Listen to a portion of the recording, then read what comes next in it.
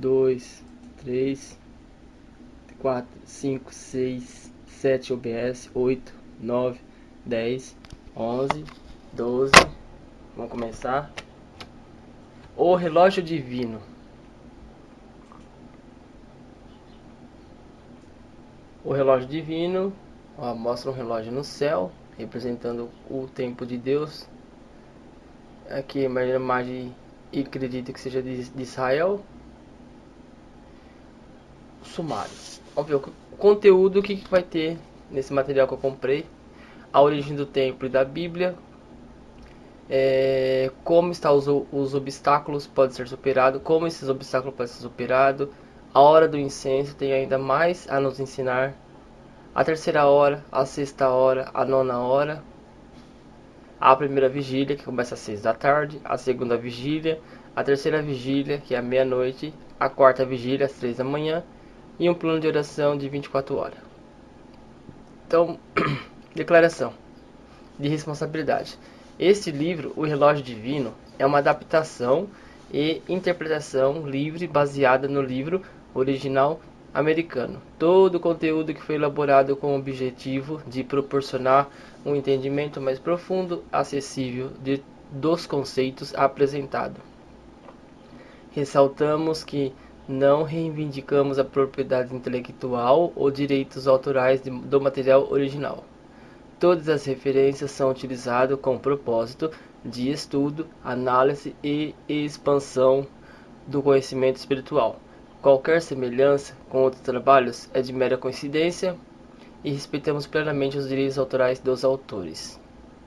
Muito bem. Uma agenda divina. Vejam, as trevas elas cobrem a terra e as trevas cobrem os povos. Mas o Senhor surge sobre você e a sua glória aparece sobre você. Isaías 60, no versículo 2. Acredito que essa passagem ela vai definir que alguma forma ao que o Senhor quer fazer ao trazer um novo despertar ao seu povo no relacionamento com Ele. Blake, que adquiriu experiência como pastora no Canadá e na América Latina, sabe o que será necessário. A sua convicção quanto ao conteúdo desse manual surgiu depois de muito tempo meditando sobre o tema da oração na palavra do Senhor e observando a realidade da igreja hoje. Ele acredita que estamos entrando em um momento especial em que o Senhor está se revelando o fundamento bíblico necessário para confirmar que a oração ela deve ser contínua. Ele não acredita que deve ser contínuo no mero sentido figurado, mas de acordo com um cronograma ou um relógio divino.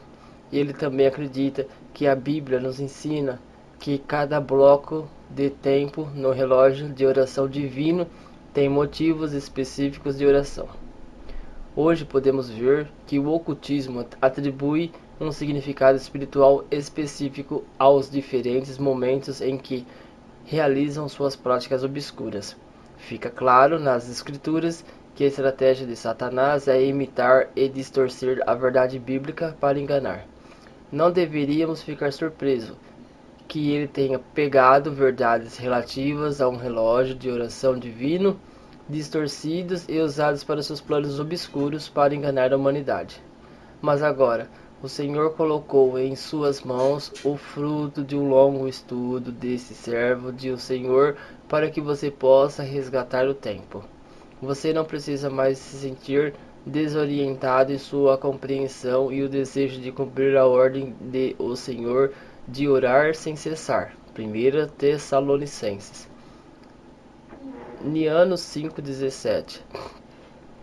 Por isso, podemos afirmar que este manual é mais do que apenas informações adicionais sobre a oração. Pelo contrário, é uma ferramenta poderosa que irá motivá-lo e a qual você se referirá frequentemente em sua vida de oração. O relógio de oração divina nasceu numa época em que no livro de oração divina narra que certo irmão, juntamente com um irmão chamado Blake, meditando juntos sobre o despertar na oração, que está ocorrendo como resultado de redes de oração de 24 horas, que está crescendo em todo o mundo. No livro de oração divina, narra que certo irmão, juntamente com um irmão chamado Blake, estavam participamos de uma conferência sobre uma rede de oração de 24 horas por dia, no qual o palestrante da conferência nos encorajou a orar pelas nações ao meio-dia todos os dias. Então levantei essas questões. Por que orar ao meio-dia? E por que o motivo específico de orações das nações? A Bíblia nos dá instruções sobre orar pelas nações ao meio-dia. Blake me indicou a resposta ao livro de Atos, que você também descobrirá nesse manual. Contudo, então nos perguntamos, se de alguma forma a Bíblia ensina isso, poderia haver também instruções ou ensinamento que nos guiariam em termos de oração e intercessão durante o resto do dia. Foi uma pergunta muito boa, que despertou considerável entusiasmo em nossos corações. Se na realidade existe uma base bíblica para um relógio de oração divino, com horários e temas estabelecidos por o Senhor, você pode imaginar o entusiasmo e a motivação para chamar e organizar o povo de o Senhor para a oração. E assim começou a busca bíblica, enquanto no livro de oração divina narra que certo irmão, juntamente com um irmão chamado Blake, examinávamos as escrituras juntos. Embora não tenha encontrado todas as respostas, naquele primeiro dia, o Senhor nos direcionou para passagens preciosas que estão neste manual. Blake continuou e acumulou o fruto dessa busca no presente que agora você tem em mãos. Este é, sem dúvida, um manual que todo soldado de Cristo desejará ter em seu poder se quiser levar a sério o chamado para orar sem cessar. O Senhor não está apenas esperando que oremos, mas também deseja que sejamos constantes em nossa vida de oração. Lucas capítulo 18. Somente dessa forma participaremos do novo avivamento que o Senhor está trazendo ao seu povo, através do qual ele despertará as nações. Isaías capítulo 60, no verso 1 e 3. Agradeço ao Senhor que a visão do relógio de oração divino tenha sido abertamente abraçada pelos fiéis cubanos. Eles viram que esta visão é oportuna para reorientar e renovar o povo de o Senhor nesta oração. No momento desta impressão, mais de 1.400 pastores e líderes receberam treinamento através de conferências e retiros de oração.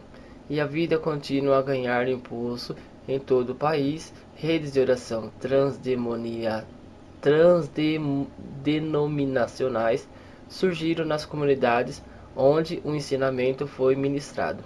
Agora está começando a ser usado como ensinamento fundamental para movimentos de plantação de congregação. Como podemos não ficar entusiasmado em ver pastores e líderes de mais de 30 denominações se unindo para orar pela nação e buscar uma comunidade? Uma poderosa arma espiritual, a Bíblia. Na noite anterior ao que ensinaria o que você está prestes a ler, em um retiro de oração de 4 dias para pastores e líderes, encontrei-me sob considerável ataque espiritual nas primeiras horas da manhã. Eu estava dormindo em um quarto e havia reservado em uma pousada na cidade de Santa Clara, Cuba, perto do centro de retiros. Antes do amanhecer, fiquei inquieto, com 2 fotos idênticas penduradas nas paredes do quarto. Meu sono subsequente foi agitado, pois fui atacado por demônios em meus sonhos. Quando acordei, prestei muita atenção às fotos. Cada uma tinha o que parecia ser um relógio antigo, com ponteiros marcados para as 3 horas da manhã. Havia também um sol, não um sol brilhante, mas um sol escuro e opressivo. Na foto eu vi letras antigas que não consegui distinguir. Pouco depois de acordar, meu amigo Javier estava batendo a porta. Mencionei a ele os ataques matinais e as fotos, e ele olhou para as fotos e rapidamente identificou o sol escuro como o antigo deus egípcio do sol, Ra, e as letras como os antigos hieróglifos egípcios.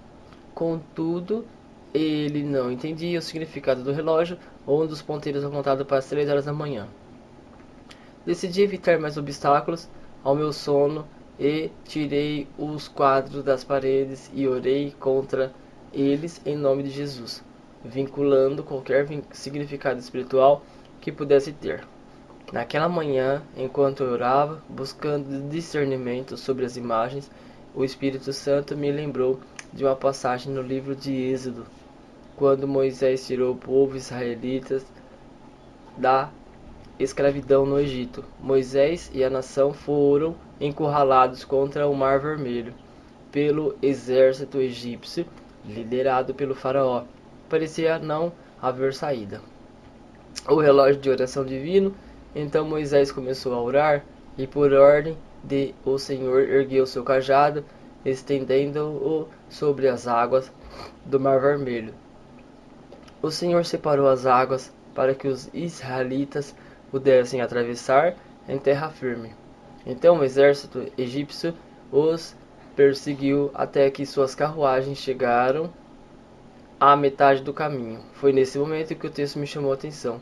Durante a última vigília da noite, o Senhor olhou da coluna de fogo e de nuvem para o exército egípcio e confundiu. Ele fez com que as rodas de suas carruagens se soltassem e eles tivessem dificuldades para dirigir. E os egípcios disseram: "Vamos fugir dos israelitas." O Senhor luta contra eles, contra o Egito. Êxodo 14, 24 e 25. A última vigília da noite, a que texto se refere, começava aproximadamente às 3 da manhã e terminava às 6 horas, ao nascer do sol. O faraó, que estava convencido que era o deus do sol, Ra, encarnado, acreditava que todas as noites Ra passava por uma reencarnação, todas as noites, e renascimento de 12 horas, como o eterno deus do sol. Ele acreditava que Ra morria toda meia-noite, apenas para ser concebido pelas primeiras horas da manhã, com vida nova e renovada, e energia para renascer ao amanhecer. Assim ele rapidamente se livrou da praga da morte que assolou todos os primogênitos do Egito, incluindo seu próprio filho. Ele reuniu seus exércitos para o renascimento de Ra durante a última vigília, como uma demonstração de que Ra reinava supremo sobre o Senhor hebreu. As imagens do antigo relógio na minha mente pretendiam comunicar a supremacia do Senhor egípcio para aqueles que praticam o ocultismo hoje. Eles foram destinados àqueles que acreditam que antigos ensinamentos religiosos egípcios formam a base para várias correntes de práticas ocultas modernas. Uma bruxaria moderna e uma religião neopagã, nova pagã, chamada Wicca, adoram Deus com chifres, que eles também chamam de Deus Sol. Os jovens que estão atraídos por este culto e muitos ao redor do mundo que buscam a orientação através da astrologia estão sendo dirigidos por um relógio astral e espiritual semelhante ao usado pelos egípcios. A mensagem desses relógios astrais e espirituais é de desafio contra o Senhor Criador Javé. Porém, ao amanhecer, justamente quando o faraó presumia que seu poder como Deus Sol, Ra, estaria emergindo, Moisés estendeu sua vara mais uma vez em intercessão. O mar se aproximou do exército egípcio e o destruiu até o último soldado. Moisés então estendeu a mão sobre o mar e rompeu do dia. O mar voltou ao seu lugar, os egípcios fugiram para lá, e o Senhor os lançou no mar.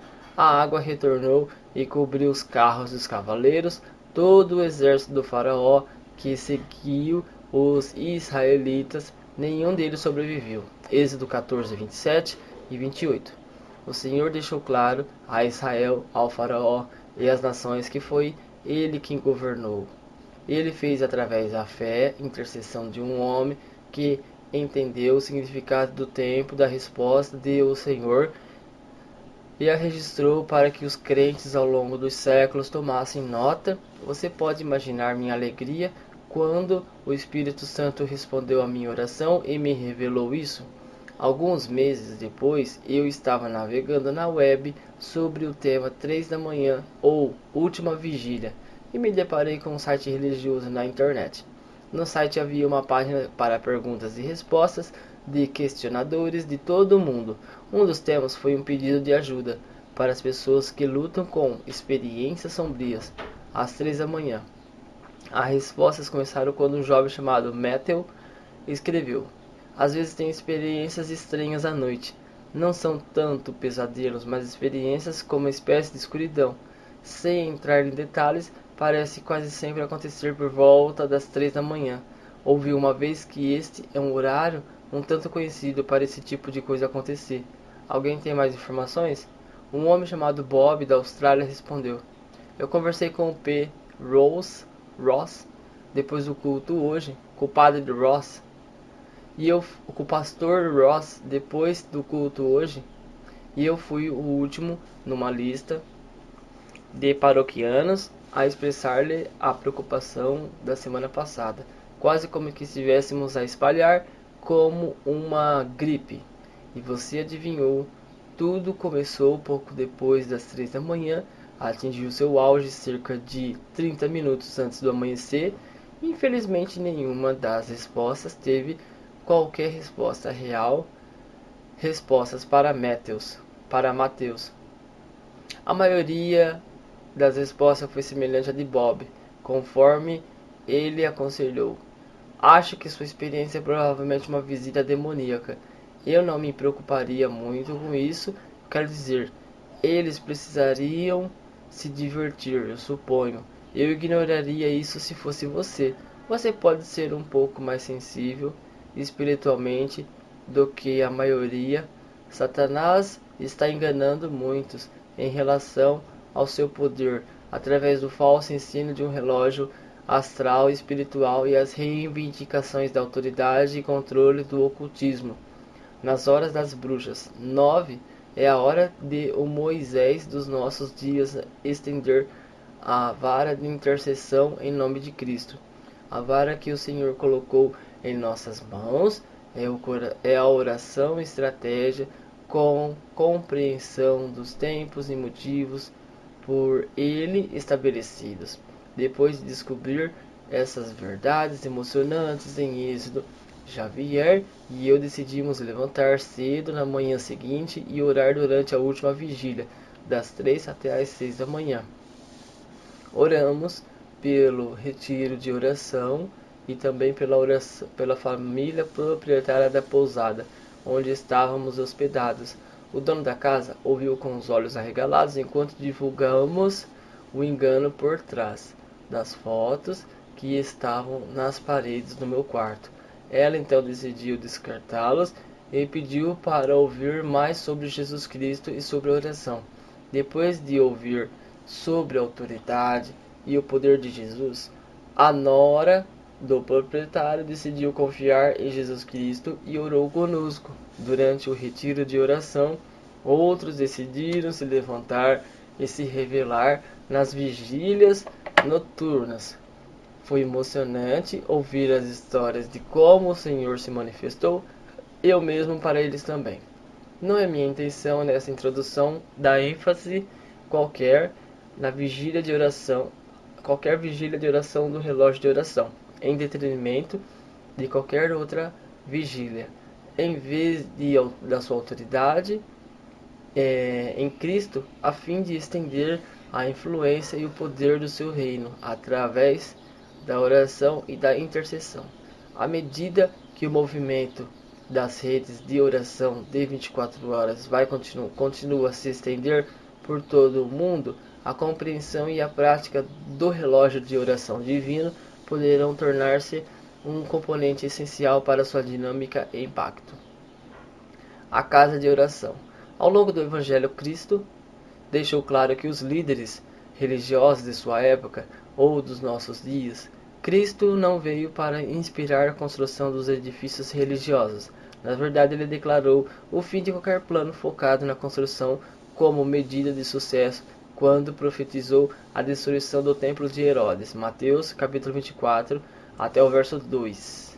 Quando Cristo vier reunir a sua congregação, ele estará vindo para um templo espiritual de pedras vivas, todo em constante oração.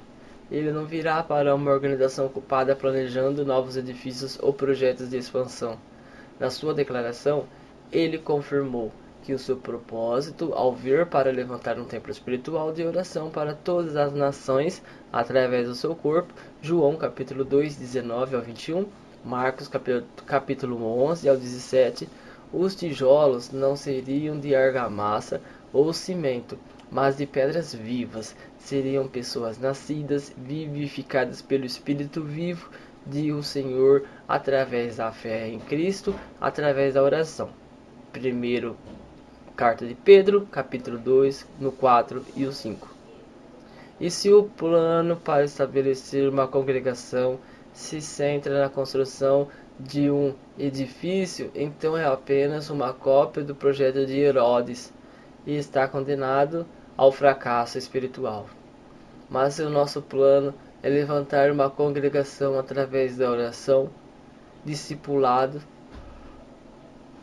as pessoas para terem um encontro vivo e contínuo com Cristo através da comunicação constante com Ele, temos o modelo de Jesus ao seu projeto, tem a garantia de ser aprovado pelo inspetor de construção do céu. As palavras de Jesus foram as seguintes: e não fará o Senhor justiça aos seus escolhidos, que clamam a Ele dia e noite, e Ele vai continuar expulsando-os. Eu lhes digo que Ele fará com que eles obtenham justiça rapidamente. Contudo, quando o Filho do Homem vier, ele encontrará fé na terra? Ele pergunta. Lucas 18, 7 e 8. E quando Jesus fala de fé, nessa passagem, ele está falando sobre a oração perseverante. A introdução da parábola confirma a lição de Jesus de que a verdadeira fé se manifesta na oração constante, persistente. Então Jesus contou aos seus discípulos uma parábola para mostrar-lhes que deveriam orar sempre e não desanimar. Lucas 18. Em outras palavras, para Jesus, a verdadeira fé e a oração persistente e contínua são a mesma coisa. O apóstolo Paulo declara que o objetivo de todo o ministério, até mesmo do evangelismo e da pregação da palavra, é levar as pessoas ao ponto onde começarão a exercer a fé, orando e invocando o nome de Jesus. Romanos capítulo 10, 13 e no verso 14. Fé sem oração não é a fé genuína. Quando Cristo vier reunir a sua congregação, ele virá em busca de um templo espiritual de pedras vivas, todos em oração constante e perseverante. Ele não virá para uma organização ocupada planejando todos os edifícios ou projetos de expansão. Um dia ele provará o nosso trabalho com fogo divino, qualquer que seja esse trabalho. 1 Coríntios capítulo 3, 13 e 15. Os blocos de cimento, madeira e telha não sobrarão. 2 Pedro 3, 11 e 13. As pedras vivas irão. E se o Senhor o abençoou com uma bela estrutura para nos reunirmos, seja humildemente grato. Mas lembre-se de que não foi o seu edifício que o motivou a morrer na cruz. Aquela não era a casa que o Senhor queria e esperava. A casa que o Senhor quer foi profetizada há quase 3.000 anos, e seu desenho e arquitetura não podem ser realizados por meio de recursos de construção típica.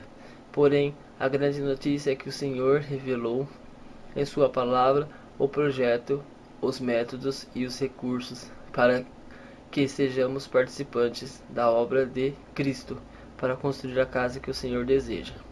Perguntas para refletir. Como você acha que os membros da sua congregação local definiriam a casa do Senhor? Boa pergunta. Como que você acha que os membros da sua igreja local vai definir o que é a casa do Senhor? Existe disparidade entre o conceito atual de casa e de o Senhor e o de nosso Senhor Jesus Cristo nas Escrituras, Marcos 11:17? Se sim, por que a diferença? Outra pergunta boa. Faça uma lista de programas e atividades atuais que representam a atividade e a frequência para sua igreja local, congregação local.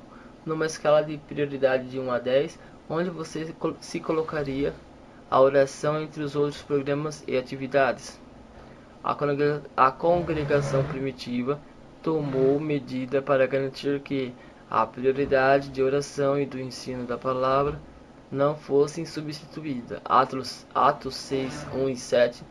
E que medidas a sua congregação local poderia tomar para restaurar a oração a seu devido lugar na vida espiritual dos seus membros? O tabernáculo de Davi, das profecias mais importantes sobre a casa que o Senhor quer, é encontrada nos Atos 15, 16 e 18, onde o escritor cita Amós 9, 11, 12, 10. Depois disso voltarei a reconstruirei a tenda caída de Davi. Reconstruirei as suas ruínas e restaurarei para que o resto dos homens busque o Senhor.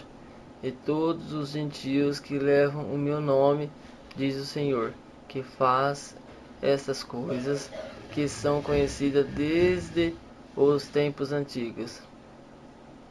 O remanescente dos homens, o seu bairro, município, cidade e nação se voltará para Cristo como resultado da reconstrução do tabernáculo de Davi. E o reavivamento da sua comunidade, na sua nação, em todo o mundo, vai depender desta profecia. Então é fundamental que compreendamos, conforme citado e interpretado pelo seu orador no livro de Atos. O palácio onde Cristo governa é a casa de oração. Primeiro, o seu reino será estabelecido nos corações dos homens, e então os governos desse mundo serão trocados pelo seu governo. No concílio de Jerusalém, Tiago estava buscando evidências bíblicas que se apoiavam em redefinição espiritual da casa de o Senhor, assim como Paulo redefinia lá em Efésios capítulo 2, no 19 até o 22, o templo físico em Jerusalém, com a lei cerimonial mosaica, ainda era vibrante e ativa na época. E os ensinamentos de Paulo, contudo, à medida que o Paulo alcançava os gentios para Cristo, ele também dava um novo significado à casa de o Senhor. Ele repreendeu com uma casa espiritual ou um templo em Cristo, para que os materiais de construção eram as pessoas que acreditavam em Cristo, tanto judeus como gentios. Nele todo edifício se une e se eleva para se tornar um templo santo no Senhor. E nele vocês também estão sendo edificados para se tornar uma habitação na qual o Senhor vive pelo seu Espírito. Efésios capítulo 2, 21 e 22. Houve oposição, e essa redefinição espiritual não só parte por líderes religiosos judeus, mas também por parte da comunidade judaica cristã em Jerusalém, até que Tiago falou profeticamente do tabernáculo de Davi. O tabernáculo de Davi era uma tenda na qual Davi acomodou a arca da presença de o Senhor quando a trouxe para Jerusalém. 1 Crônicas 16, 2 Samuel 6 e 17. E surpreendente é que o tabernáculo de Moisés ainda existia naquela época, em que estava localizado em Gibeão. 1 Crônicas 16:39. O tabernáculo de Moisés esteve sem a presença da arca de o Senhor por quase 100 anos, durante a vida de Samuel, Saul e parte do reinado de Davi. Tinha sido capturada pelos filisteus numa batalha que devastou Israel como consequência do pecado dos seus líderes religiosos. 1 Samuel 3:4 foi então devolvido a eles quando o Senhor puniu a nação filisteu com pragas de tumores. 1 Samuel 5:6 Os israelitas deixaram a arca no campo inseguro quanto ao seu relacionamento com o Senhor, até Davi se tornar rei. Davi ansiava pela presença de o Senhor para eles com a nação mais uma vez. Surpreendentemente, uma vez de devolver a arca da presença de o Senhor ao lugar santíssimo, o tabernáculo de Moisés em Gibeão, Davi o colocou numa tenda simples em Jerusalém. Foi um momento histórico e profético de redefinição e mudança, e o Senhor não puniu Davi por deixar o lugar santíssimo vazio no tabernáculo de Moisés. A arca permaneceu no simples tabernáculo de Davi até que o filho de Davi, Salomão, construiu um elaborado templo muitos anos depois. Contudo, note que a profecia mencionada em Amós e Atos não faz menção ao templo de Salomão ou ao tabernáculo de Moisés, mas apenas ao tabernáculo de Davi. O que me fascina é que o tabernáculo de Davi era uma tenda simples, sem blocos ou paredes ou qualquer tipo. Não tinha sequer uma cortina separando o lugar santo do lugar santíssimo. Parecia haver acesso aberto à arca da presença de o Senhor, pois pela primeira vez foi permitido aos levitas regulares ministrar livremente diante da arca junto aos sacerdotes. 1 Crônica 16:4 e 6. Outro elemento interessante que distingue o tabernáculo de Davi foi o ministério ininterrupto de oração e adoração diante da arca. 1 Crônicas 16:4-37. Mais tarde, Davi organizou a oração e o louvor contínuo através da criação de um sistema de 24 turnos de oração e louvor. 1 Crônicas 24:11. A este tabernáculo simples, um tabernáculo de mudança histórica profética, que Tiago se refere em Atos 15. Era um tabernáculo de acesso aberto para todos os servos de o Senhor, com oração e louvor contínuos. É esse simples tabernáculo de Davi que explicaria a redefinição de Paulo da casa do Senhor como uma casa espiritual e como a chave para a vida. O reavivamento mundial. Na profecia, Tiago cita a reconstrução das ruínas do tabernáculo como condição para que estava acontecendo entre as nações gentias através de Paulo. No texto original de Amós, as ruínas são descritas como tendo buracos ou fendas nas paredes. Contudo, visto que não havia muros ou ruínas físicas a que Tiago se referia na profecia, só pode haver uma explicação.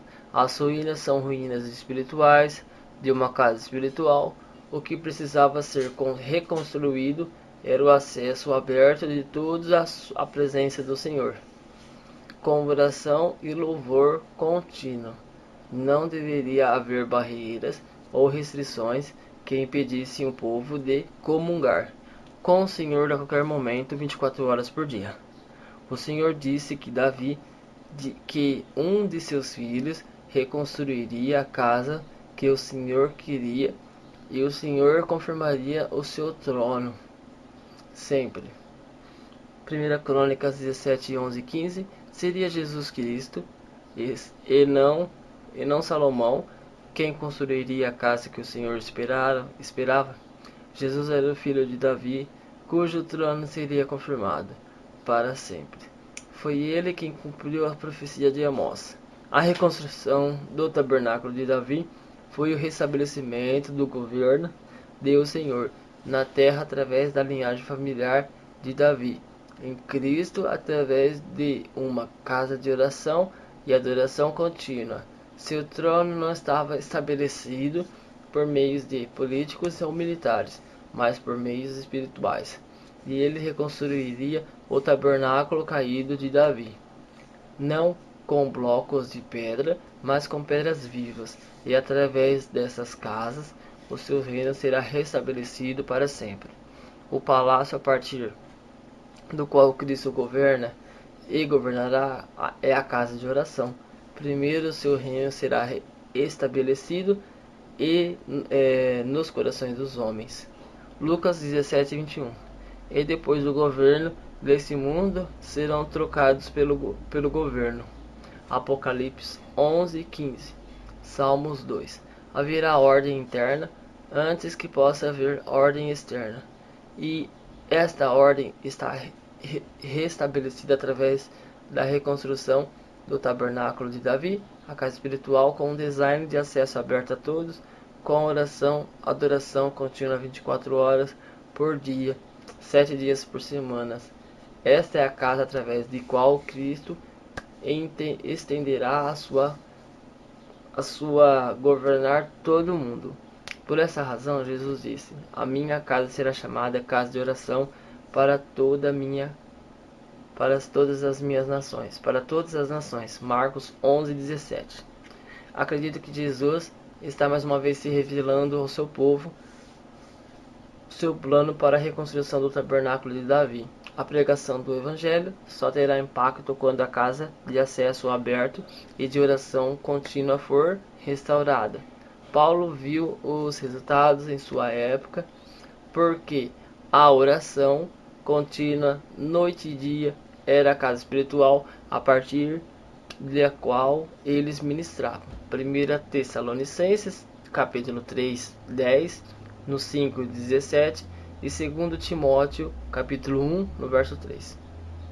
Acredito também que a reconstrução está em um processo desde a congregação primitiva, mas sofreu interrupções cada vez que o corpo de Cristo se desviou do plano de Cristo para sua casa. Jesus como pedra angular, Isaías 28:16, Efésios 2:20. Estabeleceu o alicerce e fortaleceu em si mesmo todos os recursos necessários para nos unir e nos levar como um santo templo espiritual, que encherá a terra com a sua glória. Mas é nossa responsabilidade, como pedras vivas, sermos edificados na pedra angular de Cristo, através da fé expressa em oração, adoração contínua. Na realidade, a casa do Senhor é a única casa que é um organismo vivo, no qual as pedras vivas se constroem mutuamente através do seu relacionamento e comunhão como a pedra viva, Jesus Cristo. 1 Pedro 2:4 e 6. Os líderes religiosos e o povo durante a terra terrena de Jesus desqualificam como construtores a verdadeira casa, como construtores da verdadeira casa de o Senhor. Atos 4:11. Nós também precisamos ter cuidado. O Senhor é o mestre construtor e nós os trabalhadores. Uma menos que construamos de acordo com seu desígnio e direção, nossos esforços serão em vão. E se o Senhor não edificar a casa, em vão trabalham os construtores. Salmo 127. Ser religiosamente ativo não qualifica alguém para ser construtor da verdadeira casa do Senhor. Para qualificar, é preciso ter um relacionamento íntimo com o Senhor, através de uma fé verdadeira que é manifestada em oração.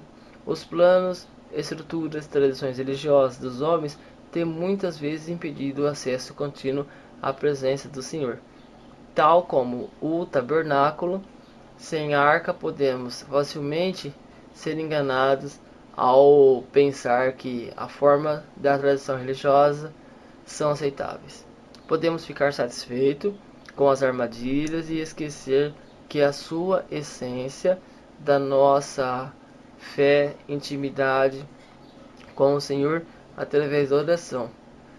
Na América do Norte perguntávamos por que não vemos a movimentação sobrenatural do Senhor em nossas congregações e as nossas comunidades. Os pastores norte-americanos oram em média 22 minutos por dia. Isso se compara aos pastores chineses, que oram em média 2 horas, e os pastores coreanos, como Yonggi Shu, que oram 3 a 5 horas por dia. Um amigo meu participou de uma conferência de pastores, na qual estavam presentes pastores coreanos. Meu amigo ouviu um pastor norte-americano rindo enquanto ridicularizava os pastores coreanos por não terem tempo para mais nada além da oração. É de admirar com que a congregação coreana tenha conhecido tão significativamente nos últimos 30 anos e que a nação tenha sido tão abençoada. Era de olharmos honestamente para nosso relacionamento com o Senhor como indivíduos e como a congregação local. Esse livro é realmente uma prova da misericórdia do Senhor em minha vida, e não uma prova de intimidade persistente com o Senhor. Apenas 2 antes de escrever esses livros, apenas 2 anos antes de escrever esse livro, minha vida estava perdendo rapidamente todos os sinais de vitalidade espiritual. Eu fui enganado a pensar que trabalhar para o Senhor poderia trocar a intimidade com o Senhor. Foi por meio de um sonho dado a um novo crente para quem eu deveria ser um exemplo espiritual, que o Senhor me restaurou um relacionamento íntimo consigo mesmo. Meu amigo me descreveu o estranho sonho por e-mail. Pensava que era ele mesmo. Ele pediu-me que procurasse ao Senhor para a interpretação do sonho. Na primeira parte do sonho, ele viu uma casa em péssimo estado de conservação. Havia buracos no telhado, nas paredes. Muitos anos se passaram desde que foi reparado ou mantido. Parecia uma casa abandonada. Na segunda parte do sonho havia 2 pássaros. Um pássaro estava bicando os olhos do outro pássaro, mas o pássaro estava sendo atacado passivamente. Permitiu o primeiro pássaro o cegasse e depois o matasse. Com o desejo de ajudar o meu amigo, comecei a buscar o Senhor em relação ao sonho. Ao fazer isso, o Senhor me revelou que o sonho não era para meu amigo, mas para mim. Foi a minha vida espiritual. A casa de oração do Senhor em mim estava em ruínas. Com o tempo, simplesmente presumi meu relacionamento com o Senhor sem fazer nada para alimentá-lo. O amor que não é nutrido morre lentamente. Meu descuido em relação aos meus momentos de oração com o Senhor estava matando o amor e a alegria que havia gerado em meu coração por Ele. Foi a minha negligência espiritual que foi representada pelo ataque do pássaro com a intenção de destruir quaisquer sinais de vida espiritual e intimidade com o Senhor. Eu tinha religião, mas estava perdendo o relacionamento. Eu estava trabalhando para um Senhor, mas não estava gostando dele. Graças à misericórdia do Senhor, através do sonho que deu ao meu amigo, o Espírito do Senhor despertou e me chamou antes que fosse tarde demais. É o chamado para retornarmos ao nosso primeiro amor, vindo que mera atividade religiosa que revolucionará a congregação nos últimos dias. Apocalipse 2 e 4 e no 5, a reconstrução está a começar mais uma vez do nosso tempo, à medida que cresce a fome de intimidade espiritual através da oração. Um movimento de redes de oração interdenominacionais 24 horas por dia, 7 dias por semana, está surgindo em todo o mundo nas congregações locais, abrindo caminho para a pregação do Evangelho e arrependimento global e o reavivamento mundial. Cristo revela mais uma vez o seu plano ao seu povo. Nas próximas páginas desse manual veremos como esse plano ele é revelado e realizado em Cristo, à medida que o povo do Senhor se prepara, se organiza de todo como o padrão que ele nos deu. Moisés construiu na terra uma cópia material do projeto do Senhor para um tabernáculo espiritual. Atos 7:44. Temos a incrível oportunidade sob a direção de Cristo de participarmos junto na construção na terra, na verdadeira casa espiritual que já existe no céu. Ao chegarem a ele, a pedra viva, rejeitada pelos homens, mas escolhida pelo Senhor, e precioso para ele, vocês também, como pedras vivas, estão sendo construídos como uma casa espiritual para serem um sacerdócio santo, oferecendo sacrifícios espirituais aceitáveis ao Senhor através de Jesus Cristo. 1 Pedro, capítulo 2 e 5. Você tem a oportunidade de fazer parte desse movimento histórico e profético, mas cada um deverá escolher se participará. Você fará parte do maior projeto de construção da história da humanidade? Pergunta para reflexão.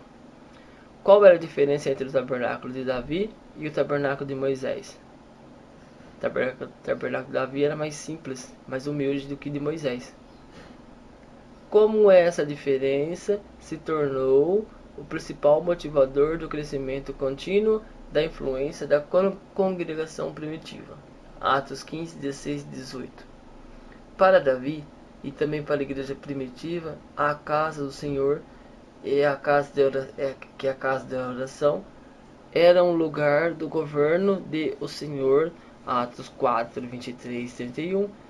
A atual prática de oração reflete esse conceito bíblico? E se não, quais são as razões? O que você pode fazer para ajudar a restaurar a convicção relativa ao supremo chamado à oração em sua própria vida e na sua congregação local? Bom, aqui vou encerrar, chegando até a origem do templo, né? A origem do templo. Próximo vídeo eu vou ler esse material. A origem do templo e da Bíblia. Deixa eu ver até o